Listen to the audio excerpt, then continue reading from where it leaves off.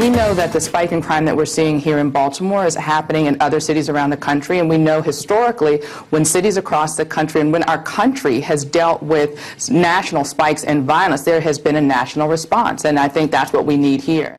Baltimore Mayor Stephanie Rawlings Blake on CNN calling for a national response as murder and crime rates rise in major cities all across our nation. In addition to Baltimore, Chicago, St. Louis, Washington, D.C., and other major cities all experiencing a spike in murders. But it's not just the murder rate that's increased. Robberies and assaults are both up as well. And residents and police are trying to understand what's behind the surge and how to stop it. For more on this, we welcome via Skype former New York Police Detective Thomas Ruskin, who is Skyping in from New York. Also joining the conversation from Atlanta, Georgia via Skype is the author of this book, When Cops Kill, The Aftermath of a Critical Incident, and that would be none other than Lance LoRusso. Gentlemen, we thank you for your time here on Newsmax Prime. Tom, to you first. What do you believe is causing the spike in violence and crime? I think when Mayor Blake comes out and makes the statements she's been making, you sort of have to laugh. This is a mayor who stopped her police department when her city was burning, when people were rioting. She stopped her police department from going and enforcing the law and making arrests and stopping that rioting on that night and the following night. The answer to your question, JD, is police have to be allowed and supported to do police work. You have to bring back things like stop, question, and frisk within the legal bounds of the Constitution, and you have to support your police officers. If a cop does something wrong, then you prosecute them, and there's things that you can do to bring them to justice, but that's not the case. The case is you have to empower your police. Lance, I'm interested in your take, especially to hear Tom talk about it. It sounds like the police are caught up in a kind of political web, and that's added to some of the difficulties in these major cities. Do you concur in that analysis? Oh, absolutely. You know, Baltimore is just a perfect example of politicians trying to tell police how to, well, police.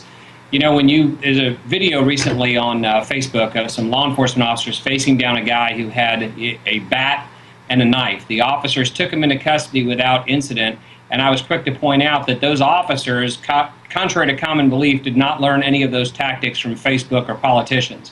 You know, policing has become a highly technical, highly trained aspect of our society, and the notion that a mayor knows more than 30-year veteran commanders as to how to handle a riot in Baltimore is just laughable. We saw a terrible incident over the weekend as on Sunday, Stephen Vincent, who is a Louisiana State Police trooper, was shot in the head and later died while he was trying to help a stranded motorist. As former law enforcement officials, and Tom, I'll ask you first, is it going too far to say there's a law, or rather a war against law enforcement? I would certainly hope not. You know, the fact that Trooper Vincent lost his life trying to help that same person who shot and killed him shows us that cops do this every single day and do risk their lives. I don't know if anything that we're talking about today, myself or Lance are talking about, would have saved the trooper's life. But, you know, I think that at a certain point in time, you saw what should have happened. Civilians came to the officer's help, and a good Samaritan wrestled that guy to the ground and took the shotgun from him. Other civilians tried to aid the officer and called for assistance for him. It may have just been one of those unfortunate incidents where a trooper or a police officer had to lose their life.